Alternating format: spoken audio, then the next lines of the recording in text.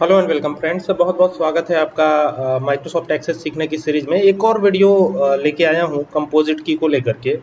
Confusion काफ़ी ज़्यादा है, तो यहाँ पर मैं माइक्रोसॉफ्ट एक्सेस को ही सीधा ओपन कर लेता हूँ और यहीं पे हम लोग बात करने जा रहे हैं। ठीक है, तो सबसे पहले ब्लैंक डेटाबेस पे क्लिक करेंगे। जैसे ही क्लिक करते हैं तो यहाँ पे आ जाएगा ये डेटाबेस 23 समथिंग। लाइक इसको आप चेंज भी कर सकते हैं। लाइक यहाँ पर हम लोग कंपोजिट की बात कर रहे हैं, तो यहाँ पे मैं की फैक्टर लिख देता हूँ। इसका नाम की फैक्टर है ना, ये नाम दे दिया हमने इस डेटाबेस को और यहाँ पे एंटर कर दिया, तो ये इस तरीके से आ जाएगा। लेकिन दिक्कत ये है कि इसमें हमको एसक्यूएल कोडिंग करनी है, तो यहाँ से चलेंगे क्रिएट पर और यहाँ से आ जाएंगे एसक्यूएल पर। जैसे ही एसक्यूएल पे आते हैं सिनेरियो कुछ ऐसा आ जाएगा। आप देख सकते हैं ये कैसा सिनेरियो है। यहाँ पे सेलेक्ट लिखा हुआ ऑलरेडी आ रहा है, हम बनाने वाले हैं। तो ये सेलेक्ट जो लिखा हुआ है ना, इसको हटा देंगे और हटा करके यहाँ क्या करना है ध्यान से समझिएगा, बहुत ही ज़्यादा इम्पॉर्टेंट है। ठीक है, सबसे पहले यहाँ पे हम क्रिएट कमांड का यूज़ करने वाले हैं। तो यहाँ लिखेंगे क्रिएट, इस तरीके से जैसे मैंने लिखा है वैसे आप भी लिख दीजिएगा।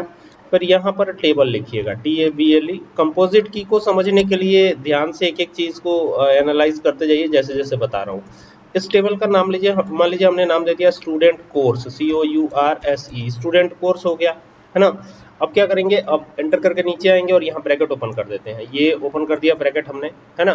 तो स्मॉल ब्रैकेट ओपन किया है, छोटा वाला ब्रैकेट ओपन कर लिया है और यहाँ पे देते हैं स्टूडेंट आईडी। देखिए यहाँ पे गैप ये एक्सेप्ट नहीं करता है, तो आप जब भी दें तो गैप ना दे करके आप अंडरस्कोर दे सकते हैं। ठीक है, स्टूडेंट आईडी को हमने रख दिया इंट। अगर आप प्राइमरी की बनाना चाहें, आपको पता है प्राइमरी की हमेशा यूनिक होगी, मतलब एक बार जो वैल्यू एंटर हो जाएगी उस फील्ड में दोबारा एंटर नहीं होगी। तो आप प्राइमरी की बनाना चाहे तो बना सकते हैं, फिलहाल हमको बनाना है कंपोजिट की। ठीक है, तो यहाँ पे स्टूडेंट आईडी कर दिया हमने इंट डेटा टाइप, और यहाँ पे course ID COURSE course underscore ID कर दिया हमने, और इसको भी क्या कर दिया, इंटीजर डेटा टाइप कर दिया, तो ये इंट हो गया।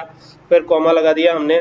फिर यहाँ पे एनरोल डेट करेंगे, एनरोल अंडरस्कोर डेट। तो एनरोल डेट जो है डेट डेटा टाइप होगा, तो यहाँ पे डेट डेटा टाइप कर दिया हमने, कॉमा लगा देंगे। कॉमा लगाने के बाद यहाँ पे हम देंगे कांस्टेंट। यहीं पे सारा हमको ये करना है, सारा जो एडजस्टमेंट है यहीं पे करना है। तो यहाँ पे पीके लिखता हूँ, PK what is the meaning of PK, primary की। ठीक है, student course STUDENT, student course यही तो लिखा हुआ था टेबल का नाम, तो ये हो गया स्टूडेंट COURSE, स्टूडेंट कोर्स हो गया। अब आप सिंपली एंटर कर दीजिए और नीचे लिखिएगा प्राइमरी की। क्या लिखिएगा, प्राइमरी की, ऐसे लिख दीजिएगा प्राइमरी की, है ना।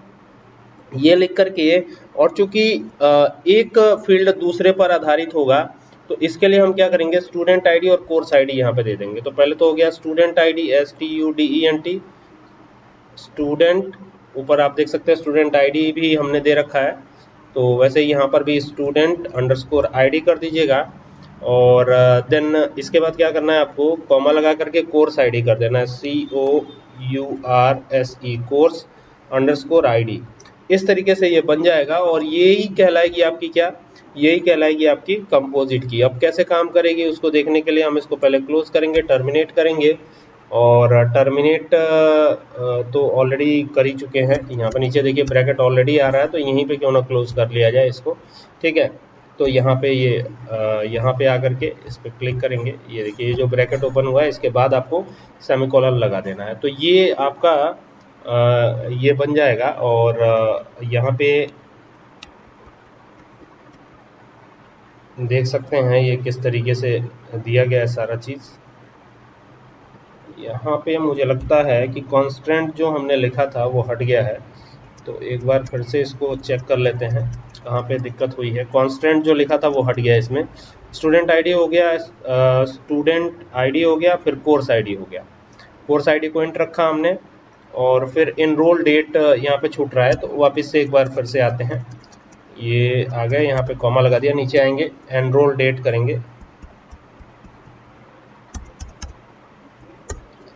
Enrol date DAT, enrol date कर दिया हमने, और इसका डेटा टाइप हम डेट रखेंगे, तो ये डेट रख दिया हमने, फिर कॉमा लगा दिया।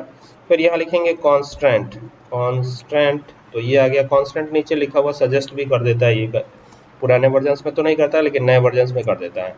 तो ये हो गया। अब स्टूडेंट कोर्स कर देंगे, यहाँ पे STUDENT, student underscore COURSE, student course हो जाएगा। ठीक है, अब स्टूडेंट कोर्स जैसे ही होगा ये, तो ध्यान दीजिएगा स्टूडेंट कोर्स का सी जो है स्मॉल लिखा है हमने, तो यहाँ पे फिलहाल उससे कोई बहुत फर्क तो पड़ने वाला है नहीं। यहाँ पे दे देंगे प्राइमरी की, क्या दे देंगे, प्राइमरी की। तो ये हो गया प्राइमरी की, और प्राइमरी की दे करके और फिर ब्रैकेट को ओपन करेंगे, स्टूडेंट आईडी और कोर्स आईडी दे देंगे। तो ये हो गया स्टूडेंट और आईडी जैसे दिया गया है बिल्कुल वैसे ही देना है आपको, कॉमा कोर्स आईडी COU। अब ये ध्यान दीजिएगा कि कोर्स आईडी में C कैपिटल है या स्मॉल है, ये भी देखने वाली बात है। तो यहाँ पे C कैपिटल है तो COURSE कोर्स अंडरस्कोर आईडी कर देंगे। बस ये काम हो गया, इतना ही आपको लिखना था। और यहाँ पे अब आपको क्या करना है, टर्मिनेट करना है। तो नीचे आना है, जो ब्रैकेट ओपन हुआ था देखिएगा यहाँ पर ये कर्ली ब्रेसेस ओपन हो गया, इसको स्मॉल रखना है। तो ये स्मॉल ब्रैकेट ही ओपन रहेगा और फिर स्मॉल ब्रैकेट ही क्लोज होगा। गलती से कर्ली ब्रेसेस मत कर दीजिएगा, नहीं तो ये एरर जनरेट कर देगा। और ये टर्मिनेट कर दीजिएगा। अब अगर सब कुछ सही है तो इसको चलाने की बारी है। तो यहाँ से जाकर रन पे क्लिक करेंगे, और रन पे क्लिक करते ही यहाँ देखिए ये एक स्पेलिंग मिस्टेक है, कोर्स आईडी में स्पेलिंग मिस्टेक है। तो यहाँ देखिए COUR छूट गया है, तो ये अभी सही हो गया। तो अभी दोबारा से इसको चलाते हैं, देखते हैं चलता है या नहीं। तो अभी चल गया ये। और यहाँ पे आप देखेंगे कि टेबल जो है बिल्कुल ऐसे बनी हुई है, ये आप देख लीजिए। अब इसमें स्टूडेंट आईडी और कोर्स आईडी डिपेंडेंट होंगे, ठीक है। जैसे मान लीजिए अगर यहाँ पे आते हैं हम, और यहाँ पे अगर मैं स्टूडेंट आईडी 1 रख दूँ और कोर्स आईडी 2 रख दूँ या कुछ और रख दूँ, जैसे सपोज कीजिए मैंने यहाँ पे 500 रख दिया और यहाँ पे इनरोल डेट रखेंगे, ठीक है। तो ये इनरोल डेट जो भी आपको रखना है यहाँ पे, वो यहाँ पे डाल दीजिए। फिर यहाँ पे आएंगे तो अब एक बार स्टूडेंट आईडी एंटर हो गया और ये कोर्स आईडी 500 रहा, तो ये 501 कर दिया हमने। ये यूनिकली आइडेंटिफाई हो रहा है या नहीं हो रहा है, इसके लिए भी अब जैसे मान लीजिए यहाँ पे 6 कर दिया हमने, यहाँ पे नीचे आ गया, अभी ये आ गया, ठीक है। सेम आप नहीं रख सकते, जैसे मान लीजिए यहाँ पे अब ये 500 अगर कर देंगे तो ये नहीं होगा। यहाँ पे आप देखेंगे तो ये जो है ये नहीं होगा, और यहाँ पे अगर आते हैं तो ये आपको एरर जनरेट कर देगा। इसी का मतलब होता है कंपोजिट की, है ना। तो आई होप कि आपको बात समझ में आई होगी कि ये कंपोजिट की कैसे बनाना है, क्लियर है ना। एक डिफरेंस तो होना ही चाहिए। तो अभी आप देखिए यहाँ पे मैंने 1 कर दिया, तो ये आपको नीचे जाना ही नहीं देगा, देखिए नहीं जाने दे रहा है। तो यहाँ पे आप इसको चेंज कर सकते हैं, तो आपको ये नीचे जाने की अनुमति दे सकता है।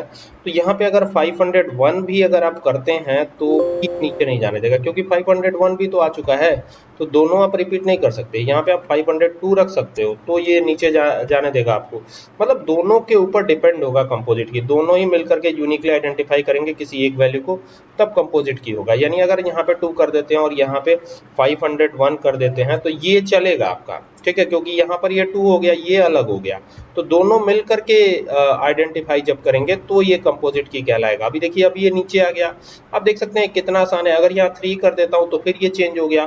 तो यहाँ पर आप कोई इसमें से रिपीटेड नंबर आप डाल सकते हैं, यानी कोर्स आईडी डाल सकते हैं। तो ये 500 हो गया, और फिर यहाँ पर आएंगे तो ये भी यहाँ पे आप चेंज कर सकते हो, ये जो भी है ना। तो ये इस तरीके से आप चेंज भी कर सकते हो, और इसी को कंपोजिट की कहते हैं। बनाने के लिए कोड मैंने जो लिखा था वो आपके सामने है, या कोड भी देख सकते हैं। तो हर तरीके से मैंने बता दिया आपको कि कैसे क्या करना है। और आई होप कि अब कंपोजिट की क्लियर हो गया होगा। यही कोड आप लिख दीजिएगा, कंपोजिट की बन जाएगा, ठीक है। तो चलिए अब नेक्स्ट वीडियो में मिलेंगे, तब तक के लिए keep watching. Thank you for watching this video.